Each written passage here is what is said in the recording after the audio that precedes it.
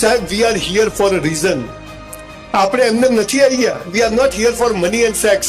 પૈસા ને સેક્સ માટે નથી આવ્યા. ઈશ્વરે એક ચોક્કસ કારણથી અહીં મોકલ્યા છે, પણ આ કારણ કોઈ કહેતું નથી. ધર્મગુરુ કે તું પાપી છે, સ્કૂલ વાળા કે તું ડોબો છે, સાલા કે હું નકામો છું. ચલો કેનેડા. તમને મહિના પહેલા ખબર હતી કે આપણે બધા અહીંયા આવીને બેઠા હોઈશું? તો વી આર હિયર. તો વોટ ઇઝ ધીસ? આ ડેસ્ટિની છે. જીવનનું અંતિમ સત્ય ખબર નથી અને આપણે પૈસાની દોડમાં સવારથી સાંજ સુધી અડકાયા કૂતરાની જેમ.